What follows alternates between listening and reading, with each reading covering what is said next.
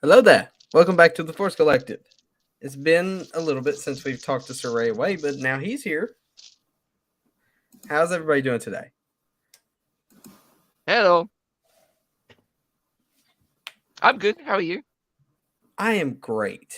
I'm great. I'm still I'm on my 2 days off from work, so I'm doing pretty good. So, anyways, today a few things have been brought to light to me. We forgot to talk about Tales of the Jedi. That's one thing we'll have to get into as well. We never talked about it when it came out, and I feel so dumb for forgetting that. Thank you, Chrono, for reminding me how dumb I am. Don't. I wouldn't worry about it too much because it was that forgettable. I don't know. I seem to like it quite a bit, but we'll get into the discussion about it in a little bit. We also got to discuss the newest episode of the Bad Batch, but since Soraya Way is here, we may go into the first two episodes a little bit as well, just to see what he thought of those. But anyways, Did we ever do before the last episode of Andor? we did, oh yeah, you know what? I need to ask you about that too because we did that last stream. We talked about it a Ah, little bit, so we'll start. Commander Tano gave us a very detailed run through about what she thought of not watching the whole thing. You missed Yes, that.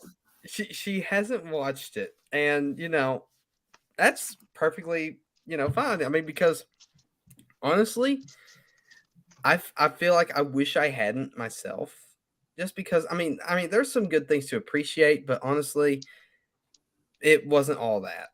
But anyways, we'll get into that discussion in just a minute. But first, we have a long-awaited sponsor. We haven't had one in a while, but we have one now. So we'll go ahead and kick it off to the sponsor team and let them take over. thanks for that, Shade. Today's sponsor is the Disney Staff Fire Sale. All staff need to go. Do you need an executive? No worries. We've got them, and they've got to go out the door. Bob Chapek, he's gone. Susan Arnold, she's out. And there's more staff to come, because at Disney, nobody is safe. So come down and get some new staff or board members at the Disney Staff Fire Sale. Back to you, Shade. The real question though is how much will they cost? Because honestly, I don't know if I would pay that much for those people. Well, with the way that they're getting rid of staff, I would say they probably wouldn't cost that much. Yeah, that's sort of what I was thinking. Well, anyways, now that we got the wonderful sponsor out of the way, we can go ahead and start off with the discussion. Since Soraya Way wasn't here in the last stream, we're going to do a slight recap on what we think about Andor, and we're also going to talk about Tales of the Jedi. And then we'll get into the discussion of the Bad Batch, the meat and potatoes of the stream. So, anyways, since you weren't here last stream, this is going to be your chance to literally speak all stream because me and Chrono already gave our our opinions. So it's your turn to give your unfiltered thoughts on Andor, and then we'll move into Tales of the Jedi. But first, Andor. So go ahead. Well, you could definitely say the last episode was probably the best in the entire series, is season, sorry. And I can't believe it took that long to get to it. Does it improve my opinion of Andor? No, not really. I honestly don't understand why Andor is so. I don't know why so many people are ranting and raving about Andor. To me, it feels like a philosophy student or a political science student that just came out of university, was given a writing team, and they just got to work putting their takes on authoritarianism and all this other type of crap But unfortunately, because they've only just gotten out of university, all of their takes are extremely pedestrian. I agree with that, actually. Yeah, That's a I good way to agree. put it. You know, I can't remember. I think it was Generation Tech. He had a video that pretty much pointed that everything that happened was to make a rebel out of a thief, type of situation. And I'm sitting there going, and you could have done it with half the episodes and made it 300 times more entertaining. I do not understand why they went the way they went. And there are just so many Chekhov guns just laying on the floor everywhere. I mean, why was her sister important? Why was Andor's sister important? Well, better yet, why was the story about his original home planet That's a good there? question. Really There good was question. absolutely there was absolutely no reason for half of the show. And yet, it's amazing. It really gives us insight to stuff that if you were paying any attention to history, you would already know.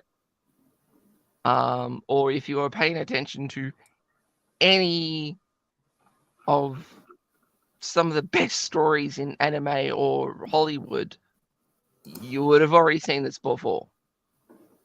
Mm-hmm.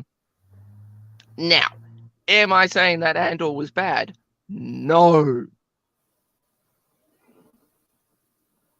It just wasn't great. That's the thing. Some people might think our rantings are like just for hating on it, but I mean, it wasn't a bad show, just not something I would write home about. Yeah. I mean, the thing is that, okay, let's put it in perspective. Was it better than Kenobi? Oh God, yes. just was it even a race? Oh God, yes, it was 100 times better than Kenobi. But I would actually rate it higher than I would actually rate Book of Boba Fett higher than Andor. Because as much of a flaming dumpster fire Book of Boba Fett was, it was an enjoyable dumpster fire, and it made me want to watch every episode. Just once, but it made me actually want to watch the show. That's an odd thing to hear you say. Considering like this particular, hold on, where is it? This one right here. Considering that, because I'm pretty sure that's what you gave it. Considering you used that. Absolutely. But the thing is that what did I say with that rating? Would I suggest people to watch it? Oh God, yes. Would I suggest people to watch it multiple times? Oh God, no. Absolutely go out and watch Book of Boba Fett. It is a dumpster fire, but it is an entertaining dumpster fire. I was happy to sit there and watch Book of Boba Fett. I had to, I had to start drinking to watch bloody Kenobi. And I almost started drinking again to watch Andor. But that was because even though it was even if there was some shining gems within the show, it was so few and far between, and it just couldn't it couldn't hold my attention well enough. And with Book of Boba Fett, I could see a good show under all the mud. Were we going to get that good show? God, no. Too much mud. More like sand. No. Though the reason why I say mud is because I get it. I'm just saying it's on Tatooine. There's a lot of sand.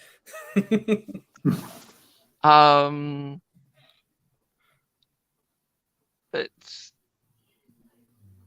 Andor was sort of, I don't know really how I would describe Andor, and that's probably half the problem. I'm not passionate enough to rip it apart, but I'm not passionate enough to defend it. And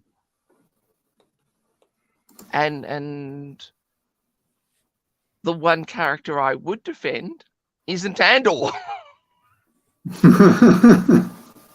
True enough. Who would your character be then? I've forgotten even how to bloody say his name. Is it Luthen? Yeah, that's it. Okay, that's sort of what I thought. That was a great character. Mm-hmm. And I mean, the thing is that it's not that you could not create an Andor show. You just couldn't do that to an Andor show. Mm-hmm. And the one thing that Andor made me realize was that I actually would have really liked to have seen a Mon Mothma show. And we're not going to get that now. No, you're probably right.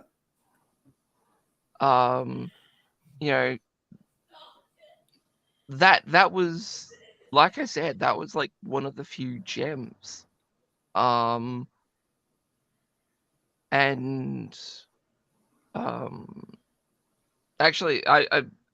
this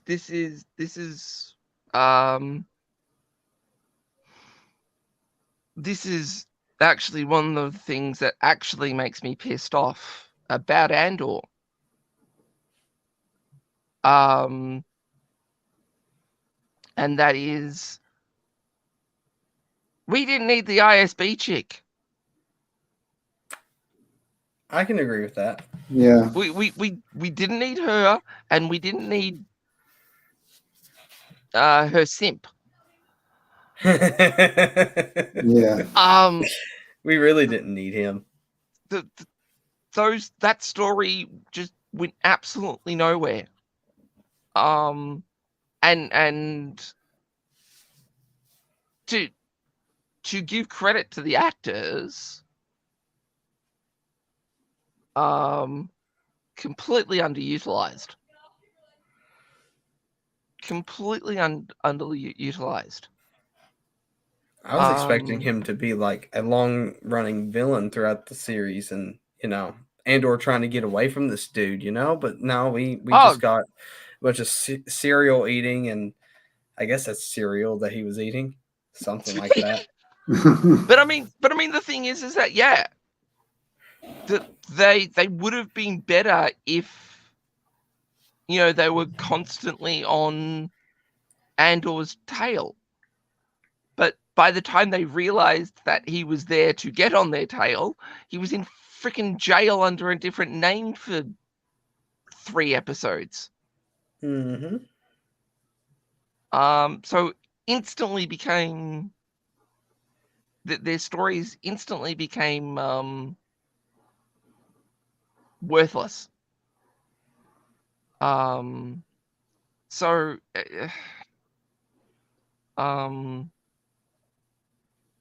unlike Boba Fett, I could barely recommend Andor. It wasn't, wasn't a bad show, but it wasn't a great show, and it's really not worth the price of admission. To just get some really basic philosophical or political science 101. Best to just go watch some entertaining YouTube videos about it. And that's pretty much it when it comes to Andor. Yeah. Honestly, I agree. So, is that all you got to say about Andor?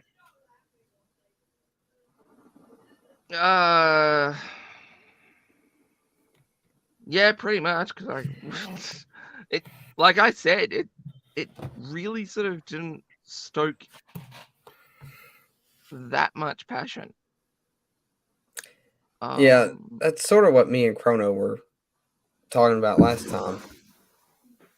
Or, well, that we didn't say exactly like that, but that's it. It's we feel the same way. That's sort of what we came to. Actually, it very much felt like Disney's first content. Oh, really? That's probably the best way of sort of describing Andor. Not a show, content. So, Chrono, you rated it at a 7.5 or a 7, right? Which one was it? Which one did you rate it at? I think it was 7.5. 7.5. And what did I say? What wasn't it the 6 that I gave it? Yeah, you totally knocked down 1 point because of Cinta. Yeah, because of that. Yes. So, yes. Just because of her. Okay. So, what's your final rating there? 5. A 5? Okay. A 5. I was expecting a 5.5 again, but I'm surprised that you just went with 5. Usually you're the one with the intricate ones, but no, this time Chrono's got the 0.5 down on this. No, I mean reversal. the thing is that like I said, the Book of Boba Fett was kind of sat into that middle rating quite well. That's true. Where you kind of sort of go, oh, what? You've got a couple of hours? Yeah, just watch this. You'll come back laughing and just going, what the hell? Where with Andor, it's sort of a case of, yeah, you can watch it, but you're not going to sort of come back to me smiling. But then again, you're probably not going to come back and punch me in the mouth for watching you watch something so god awful. Like Kenobi.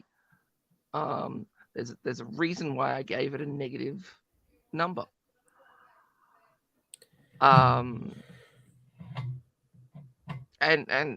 it's just really annoying because there's some really good stuff, but it's just buried under check boxes, content, and just running out the clock. I go back, it's one of the funny things about that last episode. You were expecting them to at least start playing chess, and they didn't. And they didn't. You have all of the main players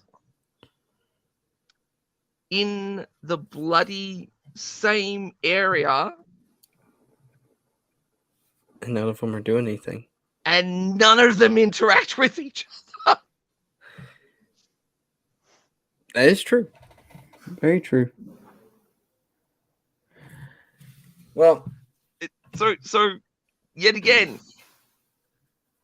Oh, look how smart we are getting all these characters to play chess. And I'm sitting back here and go, but they're not at a chessboard. How are they playing chess? Where are the chess pieces? the only one there that really played chess was Luthen, and that's it. Yeah, but the thing was that he was playing with chess pieces that weren't any of the characters. That is true. That is true. And that's sad too. We didn't even see when they got Krieger's men. I was hoping we would see the ambush. Absolutely. I mean that's probably one of the biggest tragedies about Andor. All Wait, of the what? best stories were off screen. Yes. Yeah, why have the best things off screen? Come on. It's unfortunate. Because they were too busy showing off their philosophical degree or their political science degree.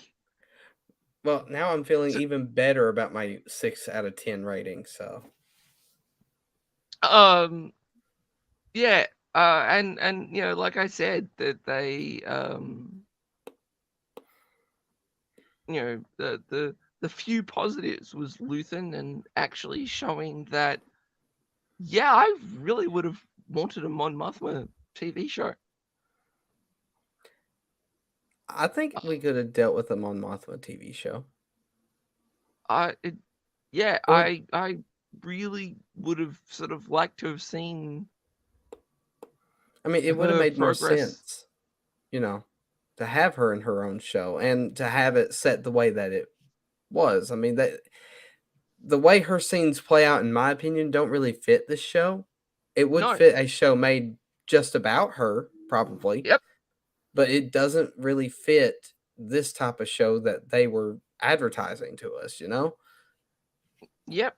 Well, frankly, do you know what type of show Andor was meant to be? Because I don't. Well, I mean, what I got from the trailers was more of a Mandalorian style type show, Heist. but you know, More with- of a heist show.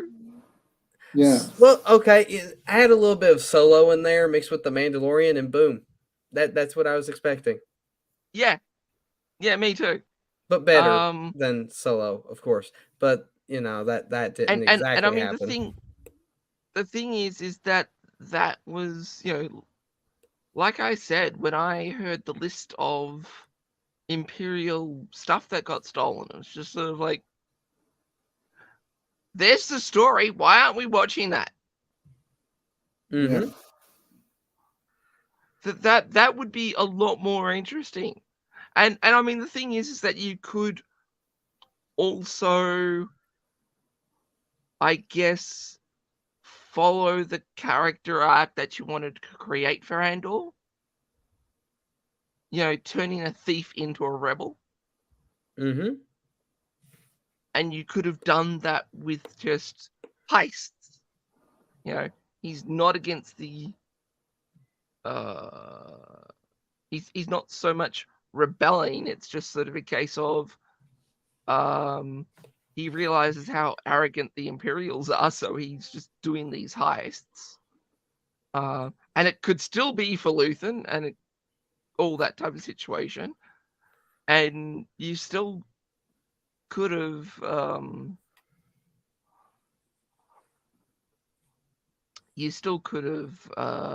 had it end at his home planet, but you just didn't need the bloody him killing the 2 cops at the start, or him fleeing the planet. Yeah, that whole first sequence feels useless now that we've watched the entire show. Like, what's purpose did it serve? The second arc and the third arc. I mean, yeah. Yeah, we talk about this too with the sister. It was like, what was the point of telling us he was looking for his sister, and that theme ended, and no one mentioned the sister again. And we got so many flashbacks too. Yep. So yeah, it just What was it leading up to? That's a question I think that And we should. they didn't even get the character consistently, because when we first meet him in the show, he's talking about how when he talks to Luthen, and he says like, "Oh yeah, they're so arrogant. They think nothing of us. So I can just walk in and take stuff, and they will not notice." And he's like telling him that he hates the way they see him and all. But when he actually asks him to take part into going after them, he's like, "Oh no, I don't care about that. I just want to survive. I just want the money." And it's like, well, that doesn't Yeah. make sense. I mean, you're supposed to either have one mindset or the other. Which is it? Yep. Now, the question I mean I mentioned this a little while ago. The question I want to end this discussion of Andor on is, what was it leading up to? What was it really leading up to? I mean, we got maybe what they wanted us to think by the end of it, but there was so many things going on throughout the entirety of the show. What was all those storylines supposed to lead up to? What really? Andor's a rebel now. I mean, is that it? Or Yeah, pretty much. I guess we're supposed to take it that his time in the prison made him realize that if they don't do some, I mean, they probably wanted us to think it this way. He realized by being inside and seeing how terrible conditions are, he realized he had to do something. It was his moment of revelation that, oh yeah, I can't just sit down and do nothing. real quick, since you mentioned the prison, why in the world could nobody have helped Andy Serkis' character? I forgot his name. Yes. Why could nobody have helped him Kinoloid. swim? Yes, exactly. Why could nobody have helped him?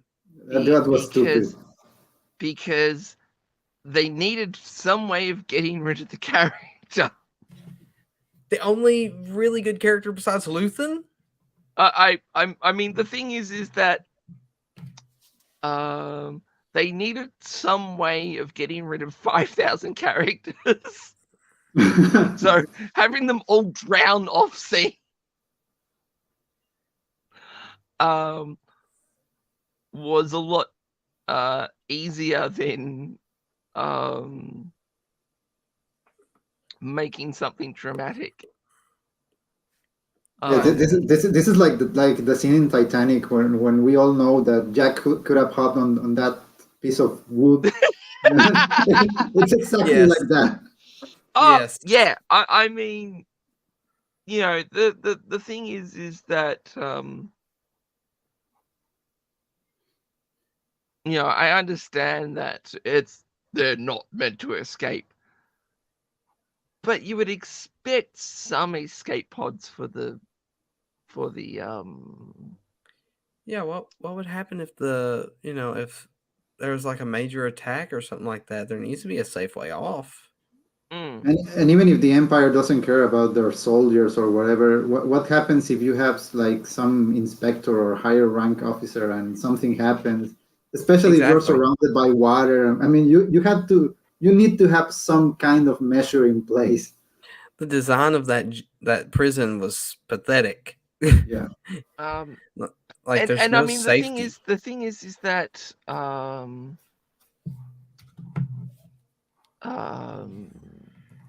you know, why weren't they able to get transport off the, you know, why would you not, you know, why would you not lock everything down and just wait for the next ship to come in and then commandeer that and start ferrying people off? Exactly. Yeah. They probably get ships pretty regularly, right? Yeah, they would have to. Like, once a day type situation. But like I said, they needed to get rid of 5,000 characters.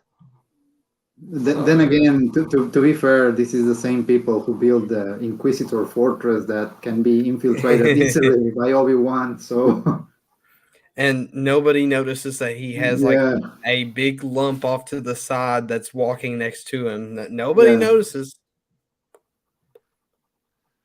Oh, I guess they the were Purge. banking on Imperial stupidity. So it's like, oh, they're just stupid. Yeah, go with it. The Purge What? can't come soon enough. Why can't we have competent villains? That's a good question for later. But I just wonder that sometimes. Hang on. Because first you need competent writers. Well, true enough. True enough. Well, anyways, we got a lot more to talk about. We spent a longer time than I thought we would on Andor, so we're going to go ahead and move on to You're Tales welcome. of the Jedi. It's okay. There was a couple things that I didn't mention earlier that I'm glad I got to mention again. But anyways, we're going to go ahead and talk Tales of the Jedi for just a little bit, but this time we're going to start off with Chrono. So go ahead. Well, Tales of the Jedi was brief. I mean, it was just 6 episodes, and then they were short episodes. Took me back to the days of the very first Clone Wars animations, which I really like. And yeah, I think Tales of the Jedi was a good idea. I don't know if I agree with everything they did. Some of the stuff was like, okay, you went there. I don't know what to think of it. Mostly with the fact that I mostly struggle with the fact that they changed Dooku having left the Order years before everything happened, and now they made it so like he just left because of the things that were happening. I don't know. I don't really dislike it, but I don't know if I like it. I think I like it better if he wasn't there before. Yeah, but it's not like something I hate them for changing. I think the Dooku's arc was handled very nicely, other than some stuff like this. But I really enjoyed watching him. That mission with Mace was really good because we got to see something that's very real. I believe that I can totally believe that he was among the very few that would dare question what was happening. And Mace, being the super cool and high-ranking Jedi that he has always been portrayed as, he was very much by the numbers, and you can tell that when they do that mission, he's like, we shouldn't be doing this. We need to do things by the book. The council will get mad. And Dooku is, yeah, but this is wrong. I mean, our friend was shot and she was betrayed, and we need to know what happened. We can't just let this stand because of protocol. And I really like that dynamic. I do too. And I also like the what happened with John Qui-Gon when he had to take control of the situation because he was already going into overdrive, probably going to kill someone, and he was like, no, this is getting out of hand. I need to do something. And I really enjoyed those interactions because it shows like, yeah, Dooku might. We were introduced to Dooku as a bad guy, and then we were told that he had his motives and that he disagreed with a lot of stuff. But it's another thing to actually see it, because in Tales of the Jedi, you are rooting for him. You can totally see where he's coming from. It's not like, oh, this is just some unreasonable guy who wants to rule the galaxy and kill everyone. No, he wasn't. He wanted to do things right, and he kept tripping over stupid things that would just remind him how broken the systems are. And on the side of Ahsoka, I really, really enjoyed that. They really know how much we care for Ahsoka because they knew what they needed to show, what we wanted to see. And that whole thing with Anakin and the training, that scene, it really brings a smile to each of us, because we know this was the way he did things with her. He was incredibly concerned with her safety, Mm-hmm. especially since at first he probably didn't think she was gonna make it. You could totally see when he meets her that he's not sure she has what it takes. And and as usual, as Anakin has always been, he acts out of fear of losing her. Mm-hmm. And she trains her in a way that she can be that he can be confident that she will at least survive. And we see this pay off, but we hadn't seen the training. And seeing the training is a very emotional moment for their relationship, because when you get to see how much he cares. Yep. I think the training episode was like my favorite one, to be honest. Yeah. Yeah, that was great. It was great the way they showed the time passing. Like, she was at first struggling with it, then she got used to it. And to see that the culmination of that training is the moment she escapes with Rex, that was awesome. Mm-hmm. I agree.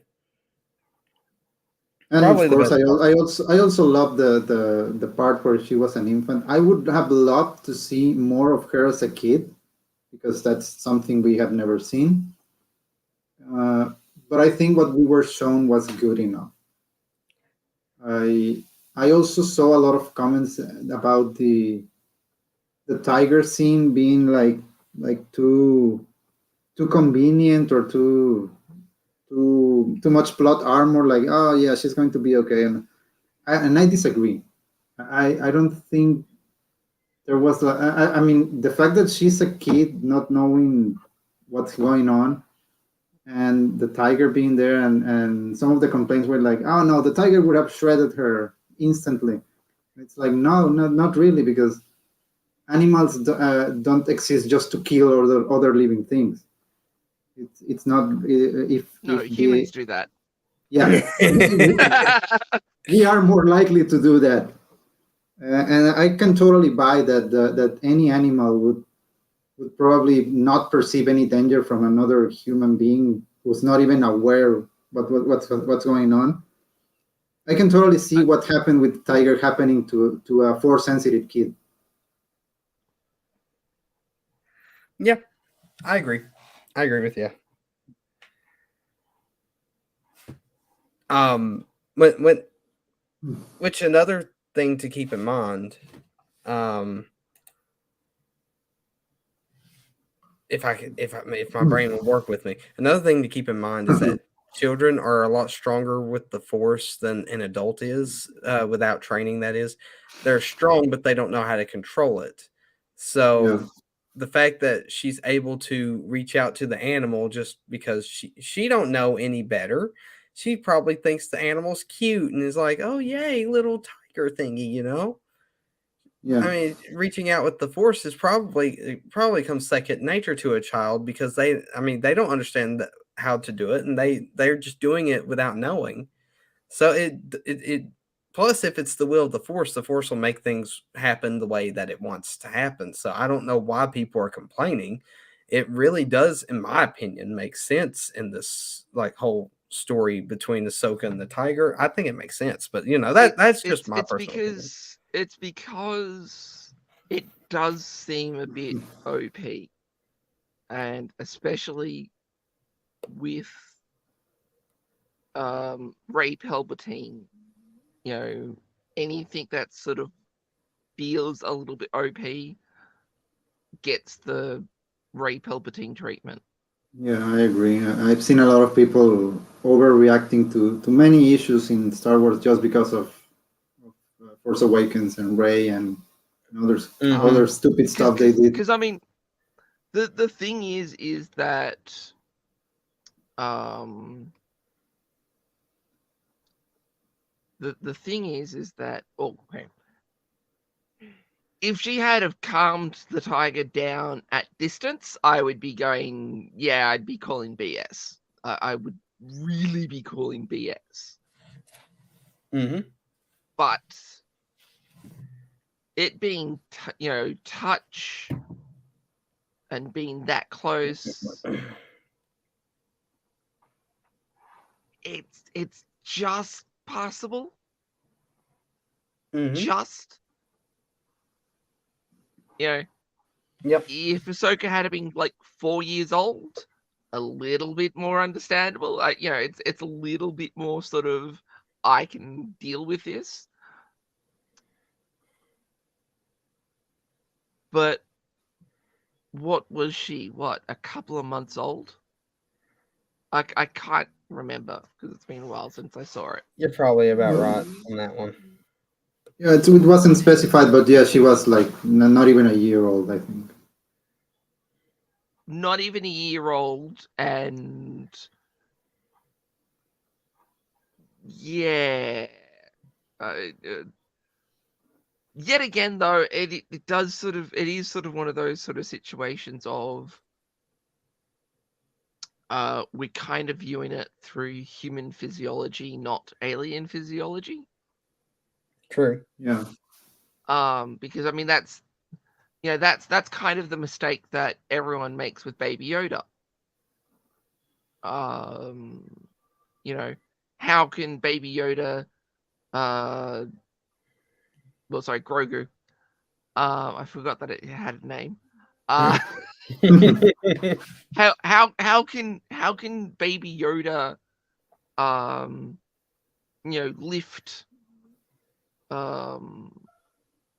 lift giant animals and do all the crazy crap he's able to do, but he's still a baby? Well, the thing is that we're using human development on an alien where their age ranges, you considered, you've considered having a long life at the age of 1,000. Mm-hmm. Yeah. Yep. It's sort of a big case of, how can he do that and not talk? Well, it's because we're viewing it through human physiology. Now, is it a little bit strange that Grogu can't talk? Yeah.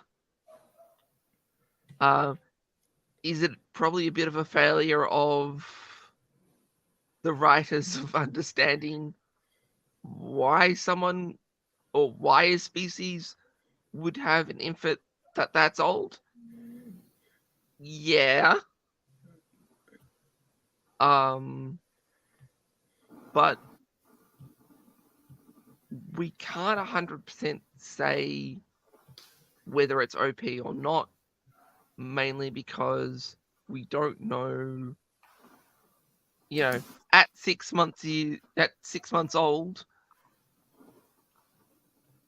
maybe Ahsoka's species is a hell of a lot more developed than we would be at that age. Mm-hmm. So it's plausible. They should have been a lot more careful. But yeah. Well, I mean, they were shorts, so I mean, honestly, I think the biggest flaw, in my opinion, is the fact that they were shorts. Yes. And hang on, have you finished Chrono? Yeah, you can go ahead. Cool, because I'll just go into mine. I only watched 3 episodes. You only watched 3? I only watched 3 episodes, and the main reason was because it felt like stories that didn't need to be told, and that the only reason they were told was so Dave Filoni could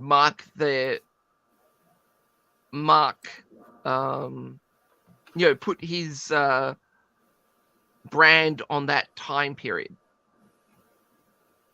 So no one else could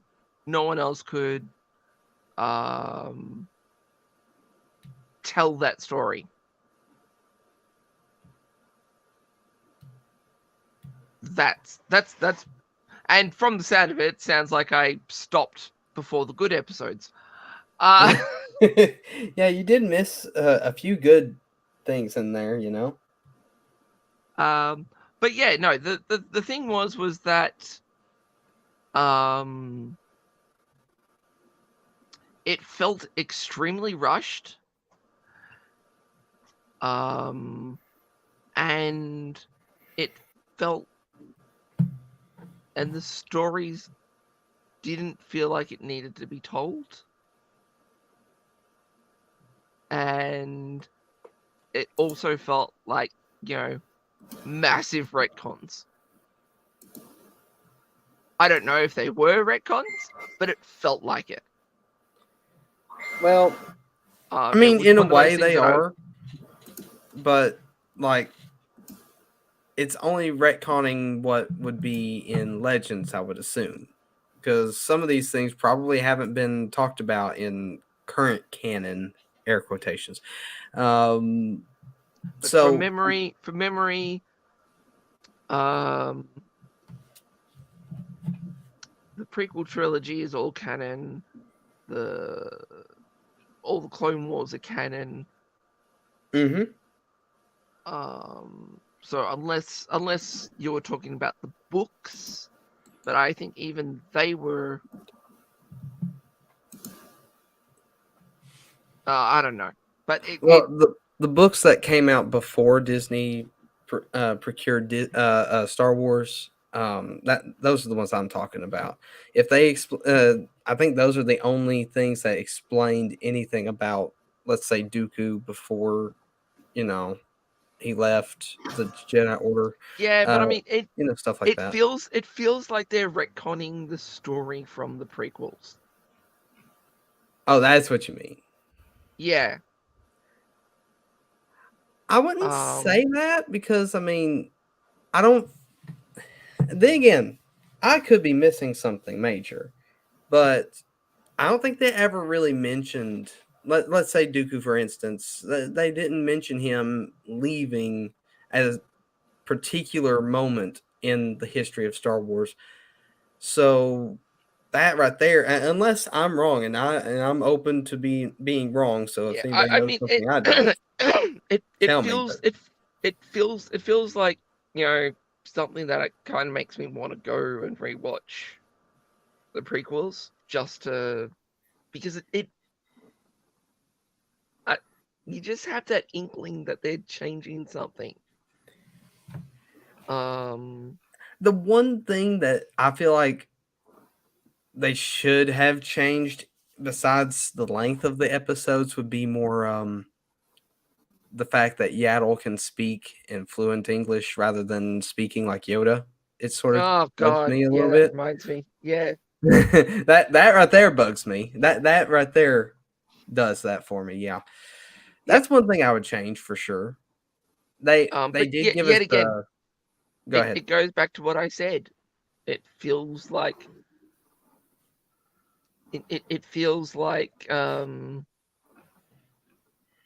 Favreau just lighting up a brand so he can just stamp that time period so no one else can. You mean Filoni, right? Filoni, sorry. Yeah. I was about to say, I don't think Favreau worked on Tales of the Filoni. It feels like Filoni's just quickly dipped a brand into something hot to heat it up just so we could, this is what happened, rather than, wouldn't it be interesting to tell this story? To be fair, the only time I would probably feel like that is if he had dabbled in the Knights of the Old Republic era. That's when I'd start to feel like that a little bit. Well, that's the impression that I got watching the. That's understandable. That's understandable. But besides besides all that, I mean, my opinion. Well, go ahead. You still probably have more to say about it. Go ahead. I'm trying to No, get into no, your time. that's it. Oh, that's That it. Well, really is yeah, you it. did only watch 3 episodes. I recommend you And watch the rest of them. yeah, Um, I guess sort of the ending of Andor just left a bad taste in my mouth. I just really didn't want to drag myself through well, some content that just didn't really grab me. well, I would recommend watching it. But there's just still a few couple things that bug me, and it's like, of course, I've mentioned the length of the shorts. It really should have been a show. Honestly, I would have really liked it as a show because the stories that they're trying to tell can be expanded on if they wanted to. They could a lot of them anyways. They could really expand on some of those stories. They can make a whole series just about everything before Star Wars Episode 1. They could have had Dooku as the main character. We could have seen stuff like that. They can expand on so many different things. Not so much on the ones about the Clone Wars. We sort of got that. That one felt like it could have been a short. The one where he's training Ahsoka. That one felt to me like it was perfect for a short. But the ones where Dooku's with Mace Windu or Dooku is with Qui-Gon, that stuff could have been its own show, in my opinion. So the one thing that bugs me the most is the length of the episodes, at least for most of them, because they could tell a longer story, and we didn't get the longer story, and they're just sort of teasing us with that. So that bugs me. That and Yaddle speaking in fluent English, like I mentioned earlier. But other than that, I really enjoyed Star Wars Tales of the Jedi. Nah, I was about to say the Clone Wars. But yeah, I enjoyed Tales of the Jedi. I may wait and give a final rating when we're all together because I really wanted to save this discussion for when we were all together, but it's not been able to happen as of recently. So we'll get to that eventually. But I don't want to spend too much time talking about this. We're finally, we're an hour in about it, and we haven't talked once about the Bad Batch season 2 yet. We're going to go ahead and get to that right now, since Soraya Way wasn't here last time. We'll go ahead and let him talk about what he thought about for not only this past episode, but the last two before that, since he wasn't here to talk about it last time. So go ahead, Soraya Way. What are your thoughts on all 3 of the episodes of this new season? Well, let's get to episode 1 and 2 because they seem to be together. Okay. Filler. Good filler though, right? That is pretty much all I need to say about that. Episode 1 and 2 felt like filler. I can sort of get behind that. It granted, I mean, episode 1 needed to sort of go, this is what's happened with insert characters over the time period of the end of the season and now. But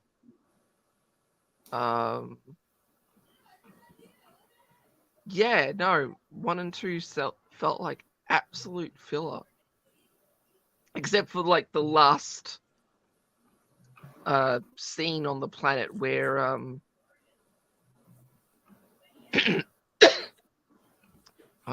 where Mr. Bad Guy shoots the captain in the head. That was probably the only worthwhile thing in the entire 2 episodes that felt like actually needing to be in the story.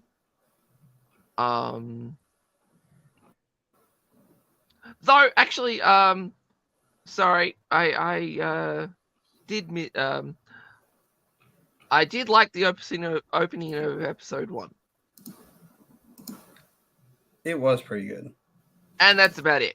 And I would have to say that I think maybe someone watched a little bit too much Pirates of the Caribbean. I knew you were going to say it because that's exactly what I thought.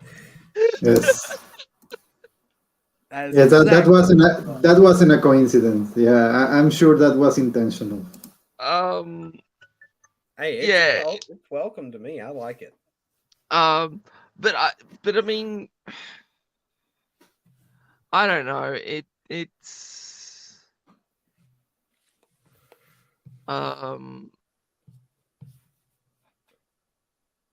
I think it would have been probably better if they had have been like going after some information at Dooku's palace, not let's just grab some cash, and then them coming away with essentially absolutely nothing. And why? Just for some character development for I've forgotten her bloody name now. Omega. Omega. Thank you.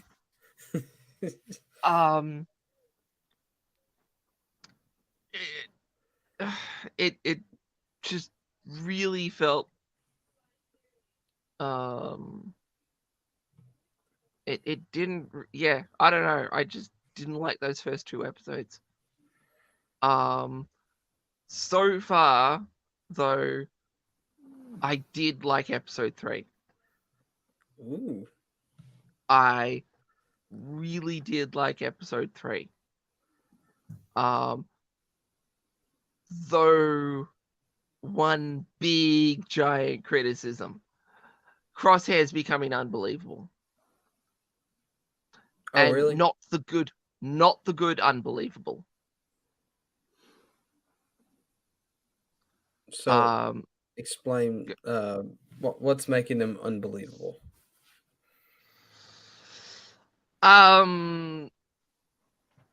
It's sort of a big case of Bad Batch were meant to be created different. So much so that their chips really didn't work that well. Hang on 5 seconds. Okay. 5, 4, 3. Well, I'll slightly build off of that for just a second. Or never mind. Sorry He's about back. That was like 7 seconds. Okay.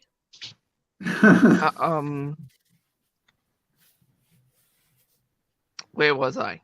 You were talking about how unbelievable that's right. Crosshair Yeah. has become. So much so that the chip barely affected Bad Batch.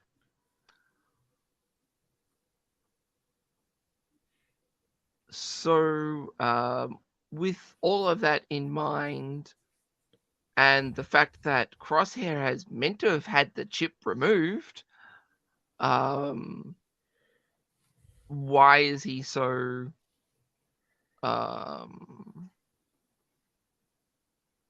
gung-ho about following orders? Well, this can take us back to season 1, though. Yeah, but I mean, the Bad Batch were meant to be the ones that would go off script.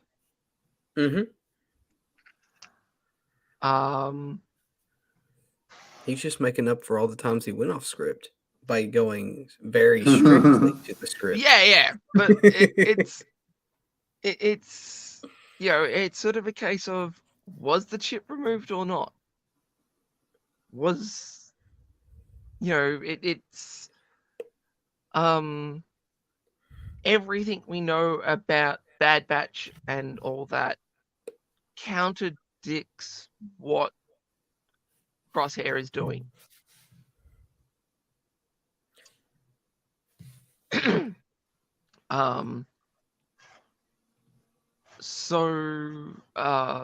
And I mean the thing is that, and thanks to Commander Cody, we're seeing a lot of clones go AWOL. Mm-hmm. You know, we're seeing them question what happened with the chips. Mm-hmm. So, you know, what is still making Crosshair so blinkered? Or, you know, having the blink, what's made him so tunnel visioned? Besides, Well, you know, sniper. besides that, well, like I was mentioning earlier, it sort of takes us back to the end of season 1 when he talks about having his chip removed, and it might be more of a emotional thing, you know, where he felt his team left him, so now he's just doing everything in his power to fight against what they once fought for. That it could be something like that. But that's really But yeah. go ahead. But I mean, the thing is that sorry about that. Yeah, but I mean, just at this present moment, there's not enough to sort of really say if it's that or not. Well, we need more information, and until they sort of give that information, it's a bit hard to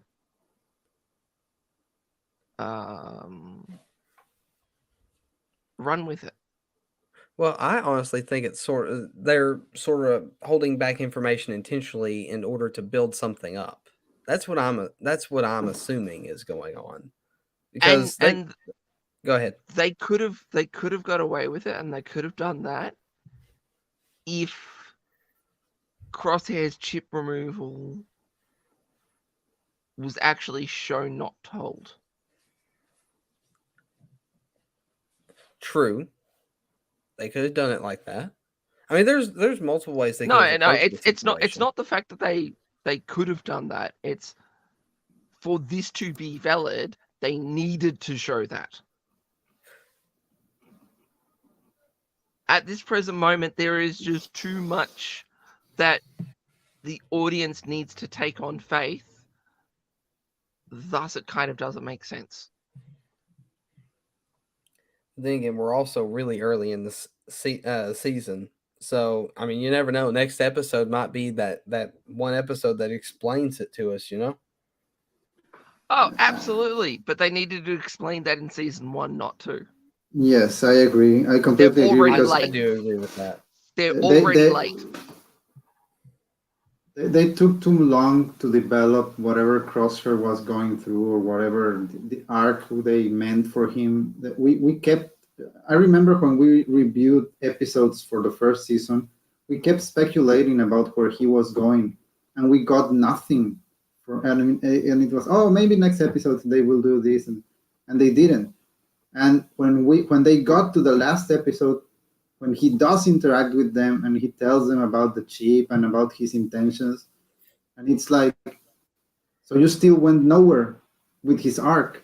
You took an entire season of him being on the side of the bad guys and you guys on the run trying to get him back, and you got to the season finale and solved nothing about that situation.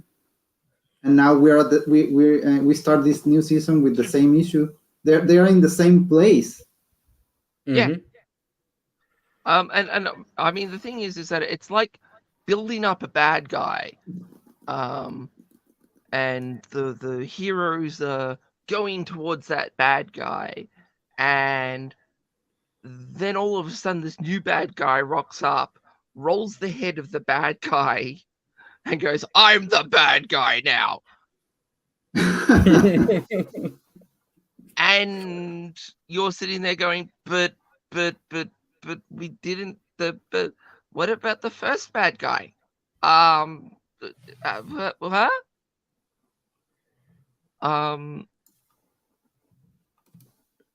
And that's the problem at this present moment. That's exactly what they did with Crosshair. It's just sort of like, we're gonna save him by capturing him and getting rid of the chip and yada yada yada, and then he'll rejoin us and we'll all be together. And I got the chip removed, And I still want to be and bad. you're still acting like that. Yeah.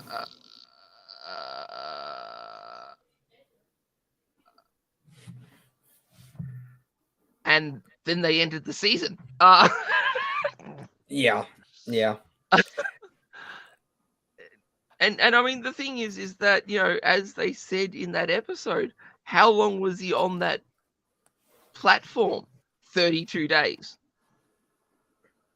So the Empire has just blown the ever-living crap out of him and didn't pick him up until 32 days later. And he's still sort of, I'm going to follow the Empire. There needs to be more info on that. And, you know, because, I mean, according to him, he got the chip removed. Well, he's not acting like he got the chip removed. He's still acting like the chip's so far up his rectum, it's at his eyeballs. And it's turned up to 20. Well, the way I'm seeing it right now,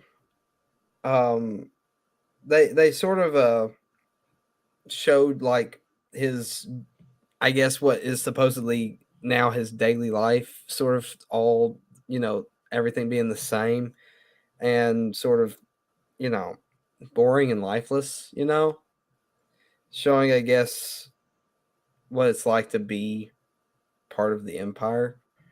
Maybe they'll lead up to something about him being tired of being treated the way he is. I don't know.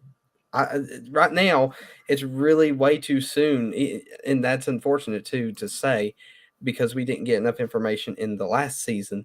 But because of that, in this season, it is too soon for us to be able to say anything about his redemption, if there will be any. And the problem with that is like you guys mentioned, it should have been, you know, talked about sooner, but it looks like now, at least from my perspective, that they're actually trying to build towards it, and I'm hoping that carries out through the rest of the episodes. But this looks to be like a small snippet of what, you know, we're going to be seeing from Crosshair. But like I said, it's still too early to tell, and that's unfortunate. Yeah.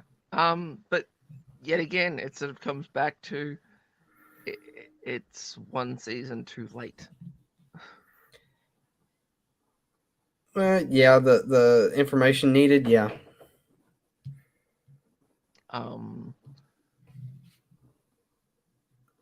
But other than Crosshair, it was great to see Commander Cody, and the story was actually quite good.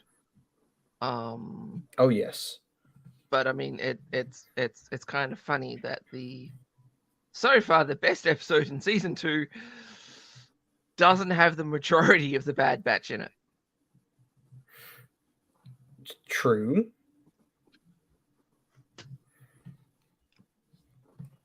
True enough. Actually, I think that's a good thing, and I hope they continue to do that along the season. I really want to see more of the other people involved in this. The Bad Batch is cool. I mean, we like the characters, we root for them and all. But episodes like this do a lot of good for starters. They do world building, which we all appreciate. Yes, very much. And they show us situations that we could not see with the Bad Batch, because the Bad Batch is the same as all of the heroes in Star Wars. They are they're the guys that are running away from the Empire, trying to fight it, and they are the ones trying to help people and all that. Yeah, that's cool. But whenever we get to see how the Empire worked before all that, before the rebellions got established and whatever, especially with the Bad Batch, this transition period that we see when they take over and they start dealing with the clones and changing into regular soldiers, all of those stories are probably the ones that stand out the most from the Bad Batch. So yeah, episodes like this where they are not present, I don't miss them one bit, and it's not because I don't like them. It's because they are able to create interesting episodes without them. Yeah. Mhm. But actually, there's one thing that I do want to bring up.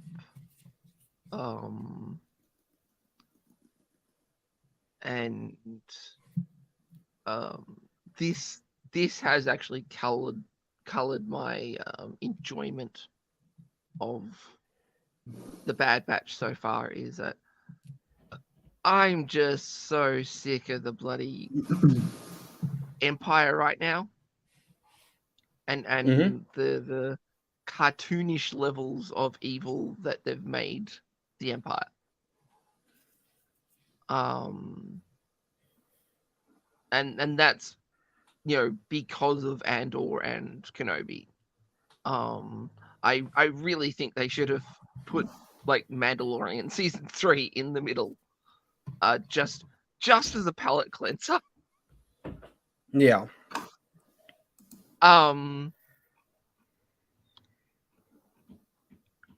Because I'm just so sick of I'm just so sick of the Empire's bad, okay? That we've been getting for the past 2 shows. And it's kind of actually ruining my enjoyment of the Bad Batch. Because the thing is that now the Empire feels more like evil for the sake of evil rather than evil. What's the word I'm looking for?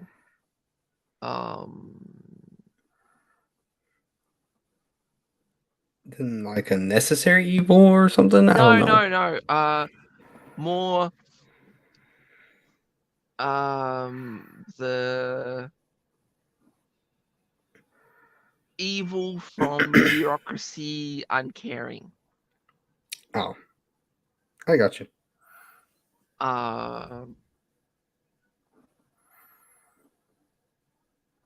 Yeah. And I mean, I think they tried to show that in Andor, but it just felt more like comic book evil. Yeah. You know, I at this present time, if you told me that the next Imperial officer to be shown was Skeletor, I would go, yeah, okay, that makes sense. Yeah, I can, oh gosh, I can imagine that.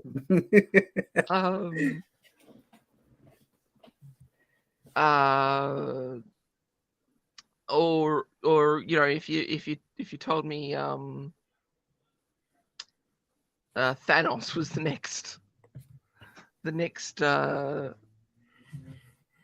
next Moth to be shown on screen, I'd go, yeah, no, makes sense. Because it's just gotten to that level.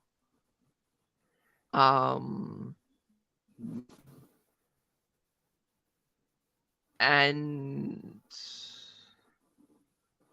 I mean, hey, let's face it, I'm not the biggest fan of authoritarian assholes. I'm definitely, you know, I would definitely be joining the rebellion if I was in the Star Wars galaxy. Same. But the thing is that I don't know. I don't buy that thing. You're white Don't- Sorry, supremacist. what? I don't buy that. I don't buy that for a minute. What? Excuse me? How? Why? What? Yeah, Huh? he's talking about me. Yeah, Oh, I'm for talking you. about him because he said same, and I'm like, no, I don't buy that. Yeah, yeah.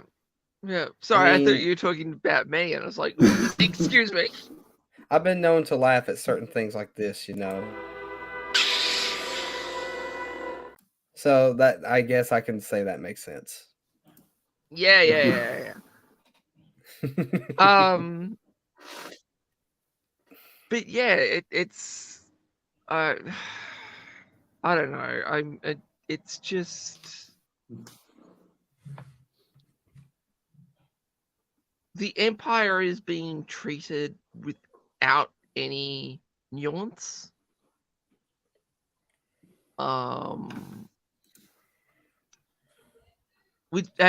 Well, actually, you know what's really funny? What? There was a section of a show that actually showed the Empire with nuance. Guess which show it was?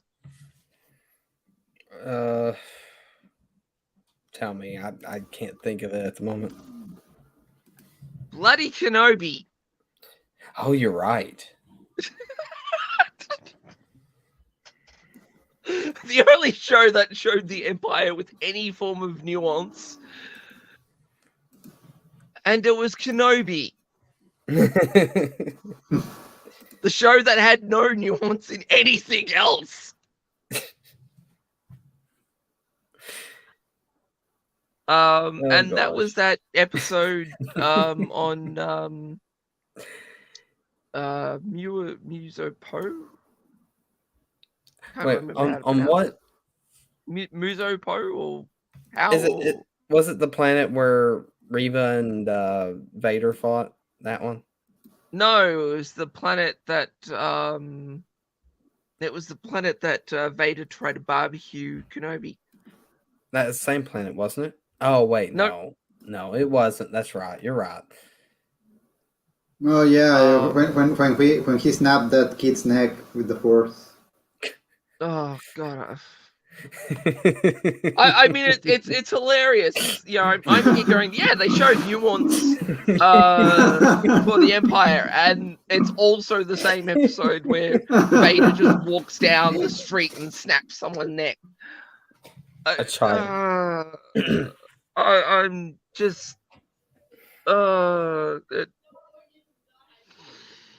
I'm told that Kathleen Kennedy is meant to be leaving Lucasfilm this year. Yeah, that's 5 years too late. True enough. But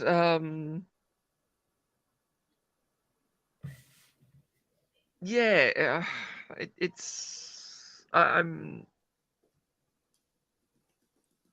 it's going to be really sort of hard watching Bad Batch. Especially with just the levels of comic book evil that they've been showing when it comes to the Empire. And Well, God, I wish Rebels was coming out now and not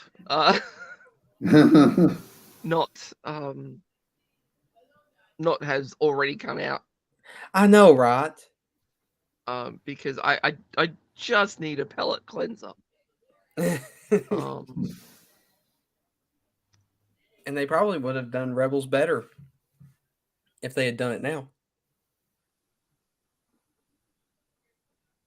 I'm not entirely sure. I don't know. The animation really bugs me in Rebels. It's just too cheap. Yeah, I understand what you're going with that. Yeah, it's way too cheap. It just doesn't feel like it's part of the same universe. Yeah, when they announced that, I remember I was like, why doesn't that look as cool as Clone Wars? And I was like, I really struggled to watch the first episodes, and it took a while for me to go like, okay, I'm gonna go past the fact that they didn't go for the same quality. Mm-hmm. Yep. But yeah, it took a while for me to forgive them for the that. thing is that the Clone Wars, even though it was probably, sort of developed as a kids show, it was also developed in the eyes of the fans. Mm-hmm. This is for Yeah. the fans. Where Rebels was a kids show, they were created for kids. So, I guess they went, yeah, we can get away with a dip in quality. And It didn't exactly work out for him, though. No, well, it it didn't. worked out enough. Well, yeah, it worked out enough. Watch and enjoyed Rebels, so they went, oh, let's see how we can really drop the animation quality, and then they create Resistance, and well, we all know what happened with that. Hold on. We don't yeah. look. That one don't exist. Okay, I don't care if there's 2 seasons on Disney Plus or not.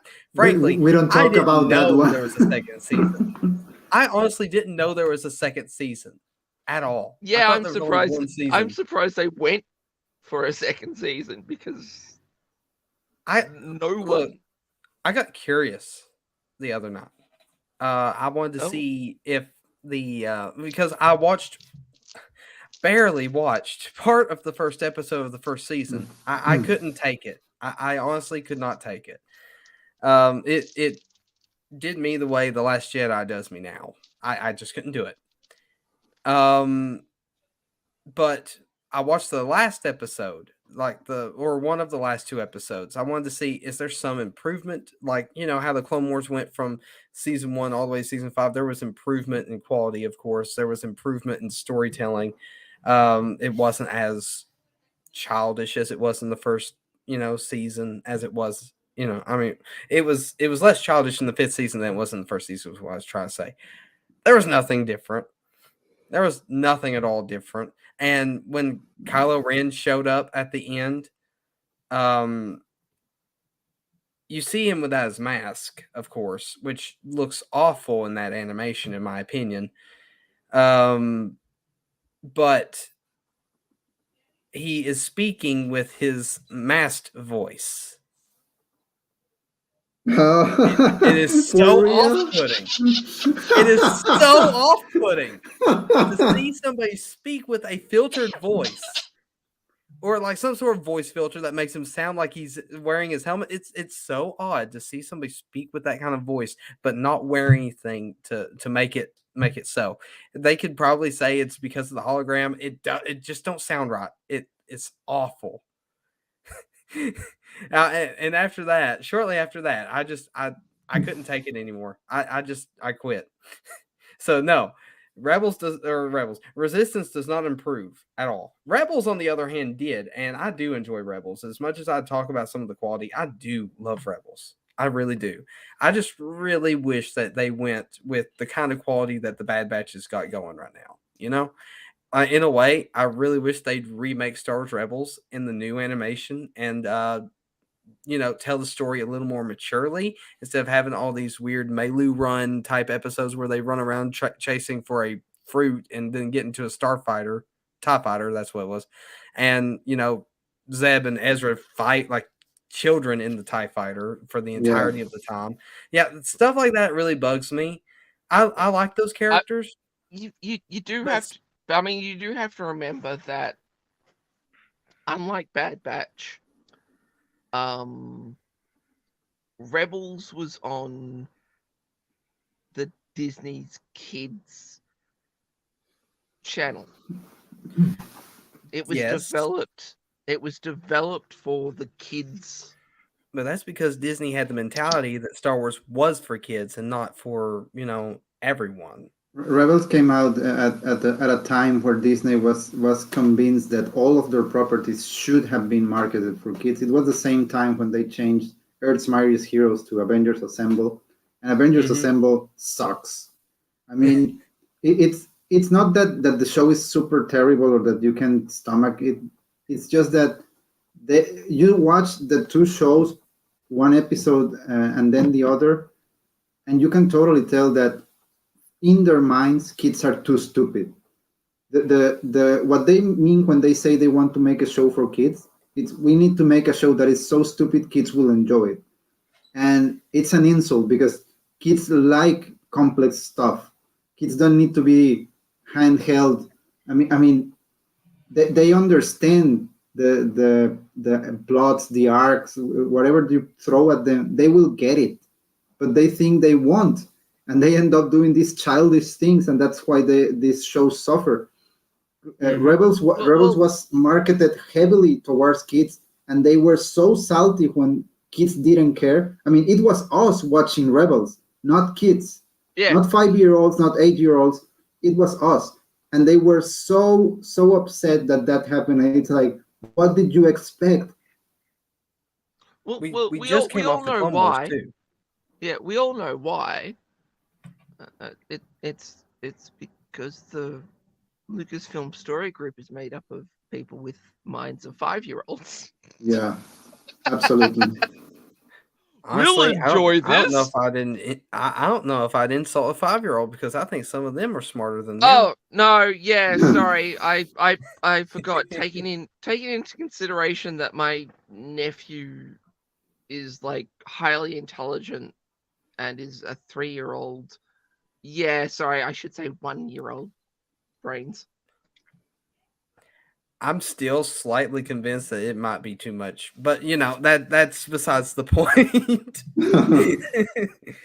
That's besides the point. But I mean, the truth is, like, if they hadn't been under that mindset, I mean, they really should have thought first of all that the Clone Wars was working out the way that it was, but they had Yeah. to pull what you were saying Filoni was doing earlier. That's what Disney wanted to do with Rebels. They wanted to mark that territory, so they had Filoni do a more dumbed down version of the Clone Wars in that era.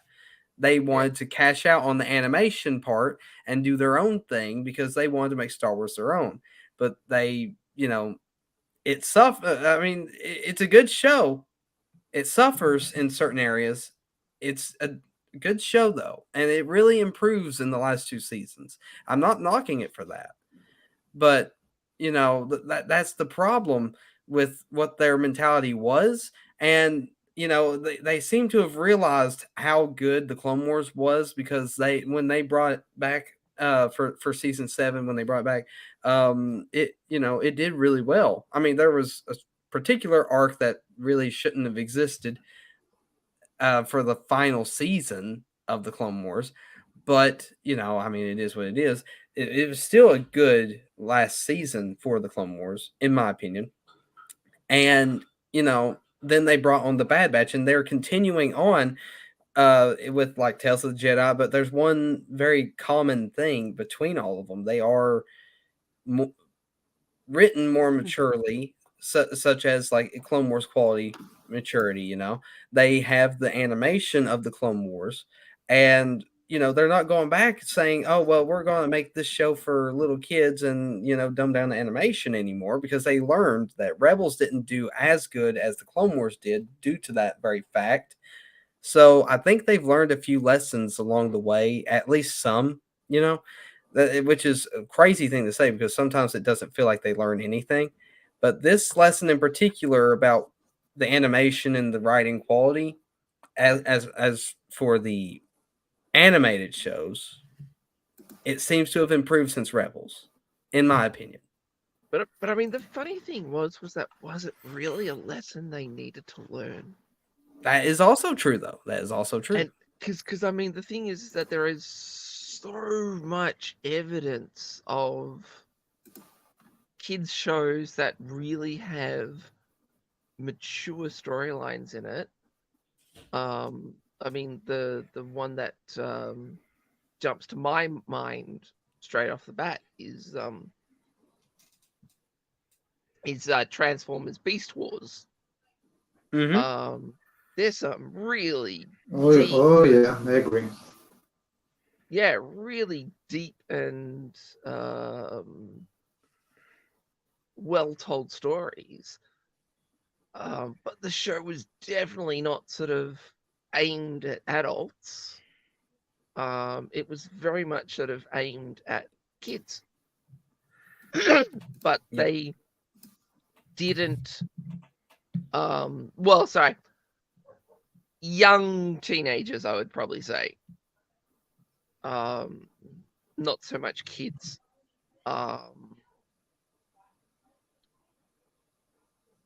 But it had some very mature stories in it, while not being too serious. And well, you know, let's face it, that came out what? Probably over 20 years ago. Yeah, I'd say you're about right there. And funny enough, they did the whole goddamn Teen Titans thing with it. They didn't finish it. No, they did finish it. Oh, okay.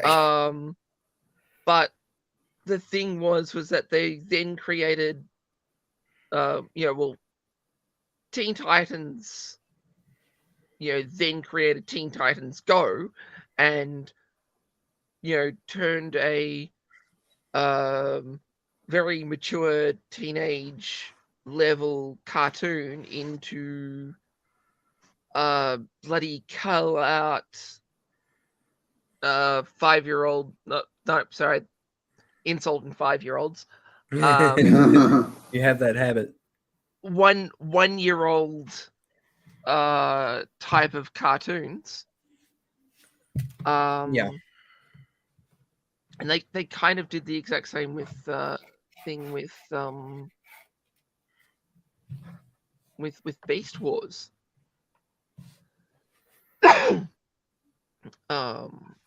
Yeah, it's very sad that the current Transformers shows are really, really stupid. I mean, I've watched a couple of them just to try them out, and it's like, no, there's no point wasting time on that. One of the best ones I've watched was, Transformers Prime. In my opinion, it was really good for a lower budget Transformers. I haven't watched one. It really felt, in my opinion, it felt like a Transformers show to me. Now, I'm one of those people that really like the OG, like Generation 1 stuff. I wasn't like the biggest fan of the Michael Bay films, but this particular show sort of does the best of both, in my opinion. This might be a good discussion for like a chill stream or something like that, just talk about Transformers, because I love Transformers to death. Recently I just bought something pretty interesting. I'll have to show it to you. It's from the movie. I'll show that to you later. But I'm really off topic, but I'm going to say this. It wasn't in like an incredibly childish show, but it really, in my opinion, got the characters right. And you know what? Like, if you guys want to, you guys should like take a look at it if you haven't already. Maybe watch a few episodes of it, and maybe we can talk about it or something like that. If there's anywhere to watch it, But if there is, I would for sure watch a little bit of it, and maybe on a chill stream or something like that. We can talk about it, because that's a actually interesting show. I really like it. But that's one of the good ones that I like. But anyways, we are way off topic. Well, sort of. I mean, yeah, sort of. But kind of off topic, but on topic. I think I'll use Transformers Prime as an example. It really does take the best of both worlds. It gets like a very it gets Optimus Prime in that show, like a good mixture of both from both shows. Though they don't like, that I didn't exactly like how it ended that much. It wasn't a bad ending by any means, but I did not like exactly how it ended with, well, I'm not going to say anything. That would be spoiler. But that's my personal opinion. They do go into like where the Autobots are like there's only like 5 or something like that, I think, and they're in New Jersey. And one of them gets killed off right off the bat at the very beginning, which was Cliff Jumper. They always do it to Cliff Jumper. Come on. Cliff Jumper gets no screen time ever. But you know, they kill him off right at the beginning, you know. It's not really much of a spoiler. Just like They- in Maybe he Bumblebee. shouldn't be called Cliff Jumper. he sort of does jump a cliff in the first episode, not gonna lie. He drives off the edge of it, and it's a really deep, you know, deep drop, or a steep, not a deep drop, a very, well, yeah, I guess you could say it's a very deep crater with a bunch of energon in it, and he jumps into it in his vehicle mode and then transforms midway. So yeah, he does a little bit of cliff jumping. But I mean, I really like how they handled his character in that, and I really like the story. Like they have I think the characters stay very consistent throughout the whole thing, and they do have very nice story arcs for those characters. It's a kids show, and it does handle things a little maturely, because for a little kid, maybe some of the like first 5 episodes might scare a little kid a little bit, because it sort of goes into like sort of a well, let me explain. So Megatron finds Dark Energon. Okay, Dark Energon is Unicron's lifeblood. He is able to use that Dark Energon to revive dead Transformers. I forgot what they're, Cybertronians, dead Cybertronians. And they, you know, they act like zombies, and they're a little bit, you know, scary for a little kid. I know, I can't remember how old I was when I watched it. It didn't scare me none, but I knew somebody that did scare, and they, you know, it scared them a little bit. So that might be saying something about that person. And maybe it isn't as scary as, you know, they say, but it does handle a few mature things. It doesn't exactly like, where they're robots, they can sort of get away with doing some what would be considered very messed up to a human, like sticking their hand straight through their body and stuff like that, and maybe ripping a thing out or two.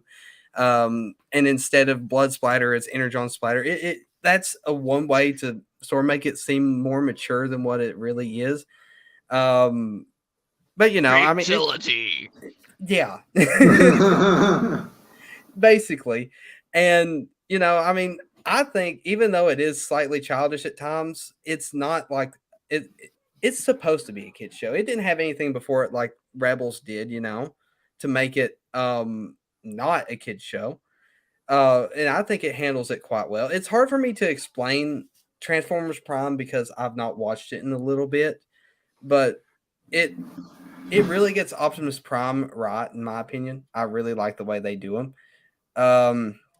They bring in RC, and I like her story arc throughout the series. She has like very good episodes where she's afraid of losing her partner, because you know she's lost 2 partners throughout her entirety, like throughout the Cybertronian War and then Cliff Jumper on Earth. She's lost 2, and she has these PTSD moments when she meets a certain Decepticon that you know, took one of them away from her.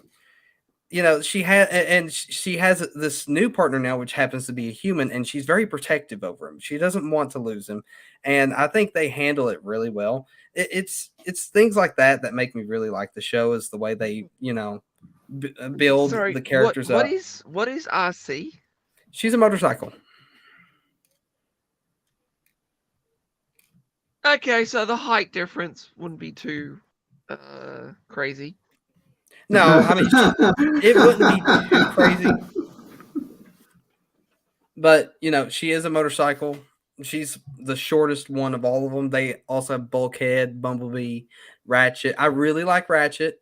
Ratchet's probably second favorite, and I'm not counting Optimus Prime because he's my all-time favorite Autobot ever.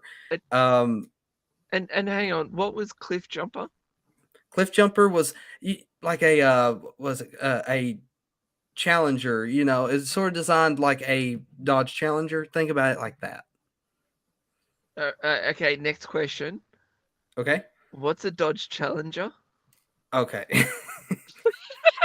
It's a sports car. It's a sports car. Think of my car a little bit because I have a Camaro. Think of that, but with a less pointy face. Oh, okay. So Yeah, so just so more there was flat face. definitely a big height difference between RC and Cliff Jumper, Oh yeah. right? Oh yeah, there was a height difference. Though the thing is you never really got to see them together on screen because the first episode starts off with them being on patrol in separate areas and he gets captured uh while on his patrol and she makes it to where he was like late, so he's gone by then. Um but yeah, there is a height difference and I mean he's really cool. I really like the way they did Cliff Jumper as far as personality and all that stuff. It's just sad that we didn't get enough of him because we lost him in the first episode. But it's a necessary loss to push her character forward, So I mean, I'm not too angry about it. Oh. So they fridged him, did they? I mean, they sort of. I mean, maybe. But you really should watch the show. At least a little bit of it. It's really interesting in my opinion. But anyways, we're way off topic, sort of. So we're going to get back to it. Did you have anything else to say about episode 3 of The Bad Batch Story Away? Or was it Chrono that was talking first? I can't remember. We've all talked so No, much. I was talking first. It was you. But It was you. of course it Oh was wait, me. What, you... Chrono already said his piece. It's your. It was your turn. And okay, No. yeah, yes, he said a little bit about it, No, right? no, I What? haven't. I jumped in for a bit to say something, but it Oh, hasn't okay. been my turn. Oh, okay. I mean, come on. I'm If trying there's to remember. any point that we're going to be jumping off the tracks, it's going to be when it's my turn. That is very true. That is very true. Very true. Okay. You got anything else to say before I hand it off to Chrono, and then I'll give my final thoughts after him. Just checking. No, I mean, the only other thing is that I kind of want to go back and watch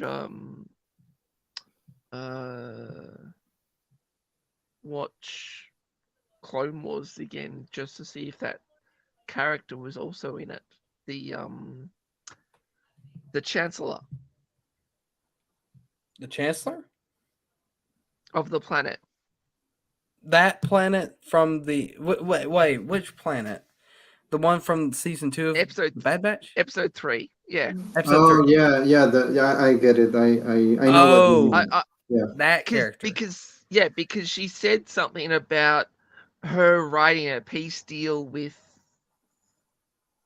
Yeah. She said she was collaborating with Mina Bontari. Bontari. Yeah. Yes, that Bontari was in it, but I don't think she was.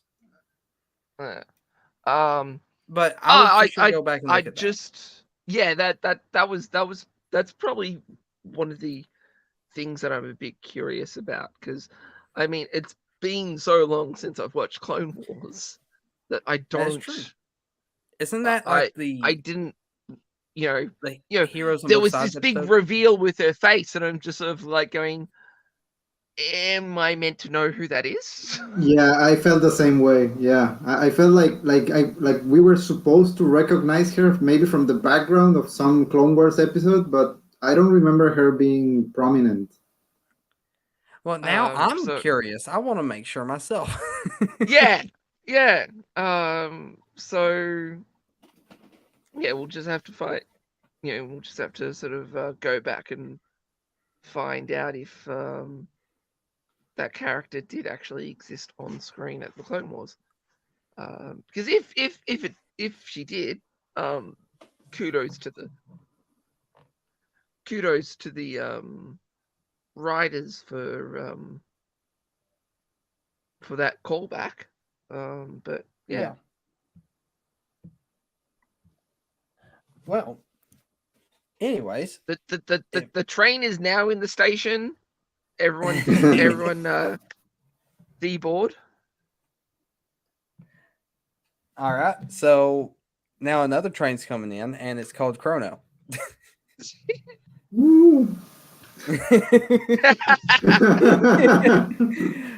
All right, Chrono. Go ahead and give me your thoughts on the third episode. You said you had something before stream that you wanted to talk about. Yeah, Mention.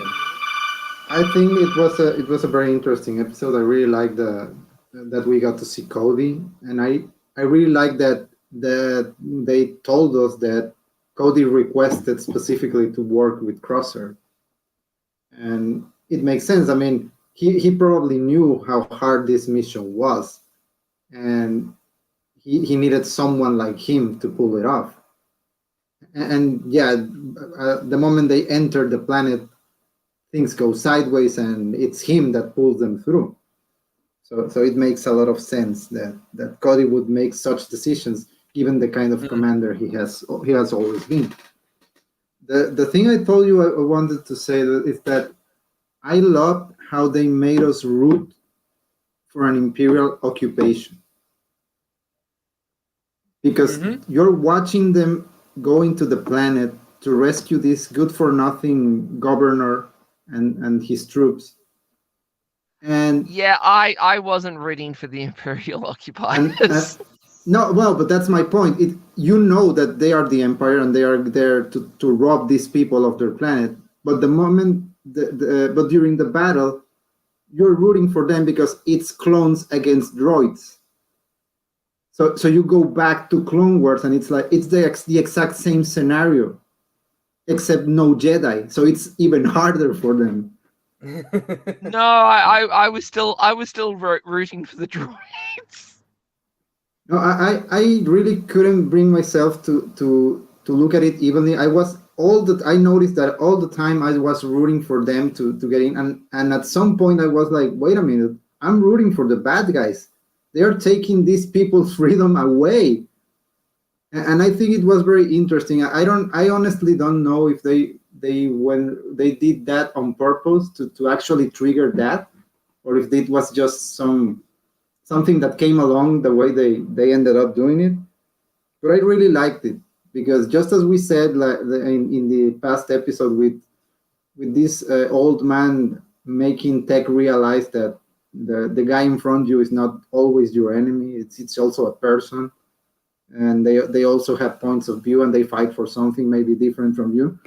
In this case, these people, they don't have the means to fight for themselves, so they were clever enough to repurpose droids to protect themselves.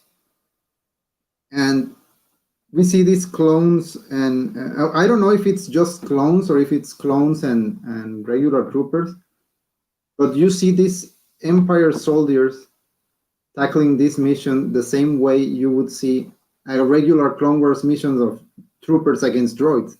That's what I found very, very interesting. Maybe very clever if they did it on purpose. Yep. Because yeah, and in the end of the day, I mean, when the episode ends and they take control and everything, and you get to see this governor who was begging for his life 2 seconds ago, he's now all high and mighty. And it breaks your heart to see that Cody is finally realizing, like, yeah, man, we're not the good guys. I really liked the way he was speaking to that lady. I forgot her name. If they hadn't already mentioned it, I don't know if they did or not. But I like that he was, you got to see a glimpse of what a clone was like in the Clone Wars. And the thing about that is you don't see that. They seem more like robots at this point, or droids. Yeah. They seem more like droids, or they're portrayed more like droids. Cody, on the other hand, still has, I mean, at least some of them that we've seen. But Cody, like Hauser, he started also questioning things because of what he was seeing. Wilco, the guy that got shot at the end, he was sort of questioning things, or at least a little bit when it comes to falsifying documents, he wouldn't do it. You know, clones aren't like that. Yeah, They're bad at lying. Wilco's case was even uglier because he was shot for doing the right thing. He was still following orders. He was following protocol, and that's what got him killed. I mean, Hauser at the very least got himself in trouble for resisting the orders, but this guy did everything he was supposed to do, and he still got punished. Mm-hmm. And honestly, because Rampart isn't mentioning the fact that the Bad Batch is still alive, it's probably going to blow up in his face. If the Empire knew that they were still alive, I bet maybe something could have been done about it. But, you know, where he doesn't want to be known as a failure for, you know, not getting the Bad Batch killed, you know, after he had said that they were dead. You know, he's wanting to, you know, make sure his reputation stays clean, and at the, you know, risk of maybe something bad happening because the Bad Batch are still around. And yeah, that's the problem, you know. I mean, Wilco wouldn't have died if he didn't care about his reputation, but he, you know, he's dead. So I think we know why he's dead. Yeah, for being a good soldier. Mm-hmm. Yep. And that's the thing about the clones. We're getting glimpses of what, you know, them sort of coming back to the way they were in the Clone Wars. They actually had a choice. They actually felt like humans instead of droids or machines. You know, after Order 66 happened, they all acted like machines. They didn't seem to care about each other. They were under a trance. Yeah. It seems that they are waking up to what's going on now. At least that's what I'm getting. And I have a special point I want to make when it's my turn. So I'm going to stop right there because that's sort of going into what I'm going to talk about. So you can have the mic back. Go ahead. Yeah, other than that, I mean, I really like the episode. I like watching the memorial. I think having them walk by all the names and the status of the clones, and I think they usually don't get the recognition they deserve. I mean, we all like them. We most of us really like the stormtrooper or the clone trooper figure because we like the way they do things. Especially clone troopers. I mean, the Clone Wars really made heroes out of them, and a lot of us like them even more than we did before. Yep. So yeah, it was nice to see the memorial. It was very nice to see how Cody is starting to see past the just orders and whatever the Empire tells him. He kind of left that train of thought for Crosshair, like you see what's going on, like. Are you sure this is? And I mean, the thing is that's also a bit of a shot at Crosshair, because I mean, Cody, by the book, Cody is even going, something's wrong. Yeah. And Crosshair's like, no, it isn't. I'm like, yeah, well. I struggle a bit to understand what their point was. I mean, it's like they're trying to show you that he was like depressed because he wasn't going into any action, and they finally give him a mission again, and he's like, "Who am I going to command?" And he's like, "No, you're not commanding anyone. You're part of a unit now." And it seems like they want to tell us, the audience, that he's kind of depressed because he's not back in action. And this plays right into what Saraya has been saying is, where exactly are you going with this guy? We really need you to pick a lane and follow that through. We can't just be going back and forth with speculation about, oh, is he going to join the good guys? Oh, is he going to stay an Imperial? Oh, is he going to do something else? Crosshair's fate needs to be decided right now, and we can't spend more episodes of an already short season trying to figure this out. They need to either kill that plot already or move forward with it in a satisfactory way. because it's just like I was saying about the episodes 1 and 2. We can't just have more basic missions of them going into an adventure and doing something and things go sideways and they pull through. We need something different. We need more. And I think this episode is one step in the right direction. I don't know what they're going to do with the rest. So far I'm not unhappy with what I've seen, but I think they really need to think through what they want to do and where they want to go with these stories and these characters. Because if not, we're going to end up with another season 1, where nothing goes anywhere, nothing gets resolved. It's just one adventure after another, and I think we're past that. It's Yeah. Well, you got anything else to say on this before I go? No, I think that's pretty much it. Okay. All right. My turn then. I've only got, since I've already started talking about it a little bit, I'm going to just mention a few things briefly. First of all, I was rooting for the clones at first, and then when I realized what was going on, I'm like, okay, now I got to root for the droids. And yes.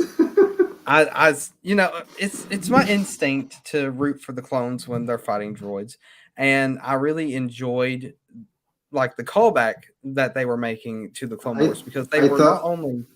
I honestly thought you were going to say it's my instinct to root for oppression. No, that is not true. I do not root for oppression, but I was for a second there. Only because not only was the clones fighting droids again, which was nice to see, but the music they were also playing, it wasn't the full-on like clone theme from the Clone Wars. It was a variation of it, but you can still hear that theme that they played for the clones at key moments in the Clone Wars series, which I'm sure you guys know which theme I'm talking about. But they were playing a bit of a variation of it. It was playing similar, and then it sort of went off in a different direction, but you can still hear it. And it felt so Clone Wars like. And I was just about to root for the clones, and then I'm like, but I can't. They are trying to take over this place. They are trying to kill this person. They're the oppressors. They are the oppressors. So this time I have to root for the droids. And honestly, I was not disappointed by how the droids were handling the situation. They were doing a great job. They were actually intimidating. I really wish that they had gotten the droids right in the Clone Wars, and it wasn't that they were bad in the Clone Wars, but honestly, they still felt sort of like the stereotypical, like, terrible henchman type of deal for the main villain. They sort of felt like that. Not as bad. There was moments they were actually pretty crazy. Like when, what was his name? Commander Fox, I think. Was that who it was? Who was they were on Mandalore, and all the droids surrounded him, and he was like a one-man show for a little bit. And wasn't that Fox? I'm pretty sure it was Fox. Okay. Anyways, it was that last stand moment where the droids were like surrounding him, and he was just mowing them down, but they were just overwhelming him. They were in, it was a crazy thing to watch, because the droids were actually being competent, just like in the supply lines episode in season 3. I think that is the 3rd episode of season 3. They were pretty competent there too. They were wiping out the clones on Ryloth, and the way that episode ended, even though the good guys died, like I think his name is Jedi Master Dai, and then Captain Keeley, they were their last stand moment was crazy, but we didn't get enough of those moments where the droids felt like a threat. And in this episode of the Bad Batch, we got another one of those episodes where the droids felt like a threat. Even though the droids lost in the end, they were really well coordinated. Like, if only we got that kind of coordination in the Clone Wars, they actually felt intimidating. Anyways, I can rant on about how much I love that all day, but I need to move on. So, anyways, that aside, there's one thing I was leading up to earlier, with how a lot of clones are realizing or questioning the order. Let me put it that way. Like Cody said, a lot of clones are questioning the order. So remember when the first season of the Bad Batch was coming out, and I was like, raving on about a clone rebellion on Kamino, which didn't happen, unfortunately. But that doesn't mean there won't No, be they a clone created a uprising. new water park. Well, yeah, a new water park. That's a good one. But it looks as though now they may be hinting at a clone uprising at some point. It may not be on Kamino, but guess what? That clone rebellion may still be a thing, and I'm super excited. I'm bringing that back. I'm so ready for a clone rebellion. I want it. I want to see just a bunch of clones go up against the newly formed stormtroopers, and I want to see like some action with all those clones. I want to see what, I want a redemption for the clone troopers. I want them to feel like the heroes again. So, I mean, even though they'll most likely lose, that or be scattered out throughout the galaxy, it would still be insane to see a clone rebellion of some sort, maybe led by Rex, and maybe the Bad Batch joins in. Who knows? And I mean, which, however unlikely that may be, I'm still rooting for it. And I've been watching some stuff on YouTube, some of them talking about a clone uprising and stuff like that. I feel like it can happen. And that's really what I think this is leading up to. A lot of clones questioning the order. We got Hauser. We had Wilco questioning Rampart, or his orders from Rampart. I mean, yeah, he was doing his thing for the Empire, yes. But more and more clones, as Rampart has made very clear, are leaving or going AWOL. And it's not even just that, but the fact that he doesn't like clones, and I think a lot of clones are going to see their treatment getting very poor, and they're going to get tired of it. I'm thinking a clone rebellion somewhere will happen. So I'm thinking that this season is leading up to that. Now, then again, I said that last time, and it didn't happen. They blew up Kamino instead of gave us a clone rebellion on Kamino. That would have been great, by the way. But, it may still happen at some point. And a lot of, there's a lot of evidence to that. Of course, like I've mentioned, Hauser, Cody now, Gregor, all them, like all three of them, they've already, showed that they don't agree with how things are going. And there's a lot of unnamed clone troopers too that have probably went AWOL, as like Rampart is suggesting. So it wouldn't surprise me, and I'm very excited for it. There is one thing. I think Commander Cody will die at some point in this series. The reason I say that, I'd agree with that statement. Yeah. The reason I say that is, if you guys remember, and we're going back to Rebels for this one. If you remember in Rebels, there's this episode that's very Clone Wars themed, where Kanan, Ezra, and Rex are at this old separatist ship that crashed on the planet, and they have to go through this test, I guess, by the super tactical droid. You know that episode, right? Yeah. Oh, I think so, yeah. Well, anyways, they get captured. I think Captain Rex gets like knocked unconscious or whatever. Well, he's unconscious and he's starting to wake up, and he's going through like a PTSD moment. And at the end of it, he calls out for Cody. That's making me think that something has happened to Cody. Maybe we'll get to see whatever that moment was in his head. We might actually get to see what that was visually, instead of just sort of seeing Rex react to a past situation. We might actually get to see that situation. So I'm thinking, my theory is whatever it wasn't good for Cody, and he's died. That's been my theory this whole time. So, and this episode has really confirmed it for me because like he's left the Empire already. I thought he was going to be in the Empire a little bit longer than that. Maybe something else will show him how wrong the Empire is. But I mean, I'm glad they did it the way they did because I mean, that speech that he made about them going through another war and all that stuff, that was a great moment in the whole episode. I think that's my favorite moment in the entire episode.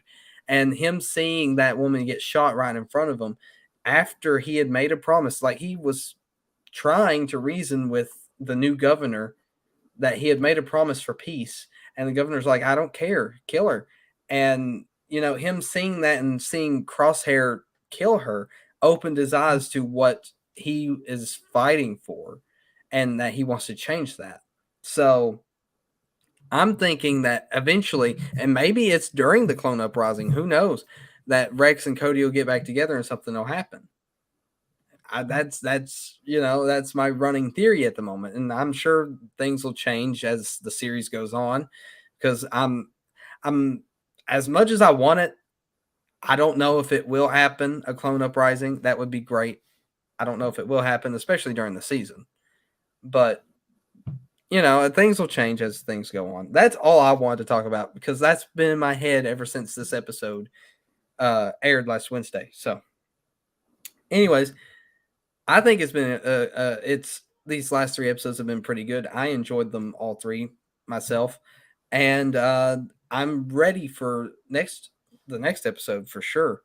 I really want to know if they're going to continue the story with Crosshair and Cody and stuff like that in this next episode. Maybe the Bad Batch will meet up with Cody. Who knows? You know, I'm ready for it. But anyways, that's all I got to say. Man. But yeah, I think we'll actually end this episode of Star Wars Topics right here since, you know, I mean, there's not really much else to talk about. We've covered everything so far, so we'll probably go ahead and end it here. Actually, there is one topic that we sort of haven't covered. What? The chairman of the board being kicked out of Disney. That I don't know much about that right now. I didn't honestly know that Bob Chapek was gone. No. I'm not talking. No, because Bob Chapek was the CEO. Oh, that's right, CEO. That's what I was thinking. Never mind. Chairman of the board was Susan. That's right. I think Susan Arnold. Yeah. When did that happen? I think it only happened a couple of days ago. I haven't been keeping up with that stuff as much recently. Yeah, there we go. Hang on a second. Let me just. Yeah, the Chapek thing was kind of the starting point of this debacle for all these people. 3 days ago. Oh, very recent. Mm-hmm. Well, I mean that's but yeah.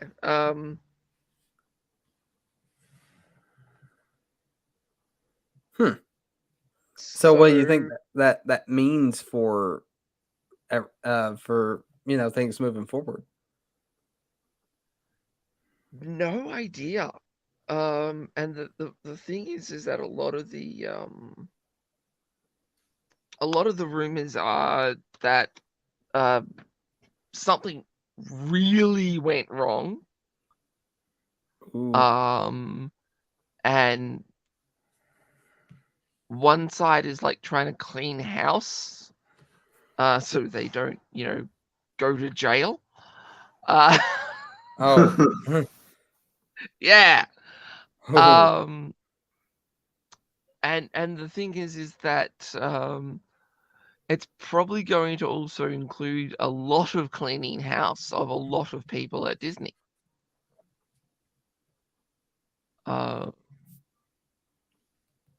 So according to, I think it was Doomcock,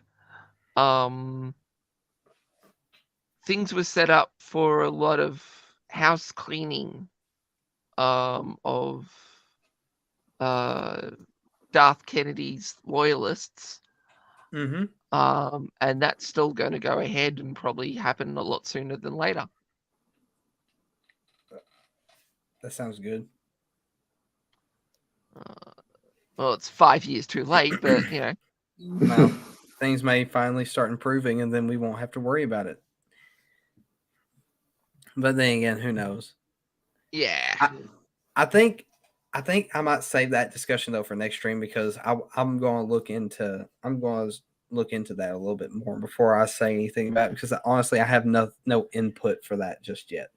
But No, I'll all good. Okay. No, all good. But anyways, I guess we'll go ahead and end the stream for now. So if you enjoyed, please leave a like, leave a comment, maybe subscribe. You know, we also have links in our description down there, links to a playlist full of Star Wars Topics episodes. If you want to watch Star Wars Topics, like just Star Wars Topics, they're all in one place, right down below. We also have a Discord if you want to join, also down below, and my Twitter, you know, of course. So anyways, I always mess up after I do that. I always mess up after I talk about the links. Anyways, the stream's over, so may the force be with you, and have a good one.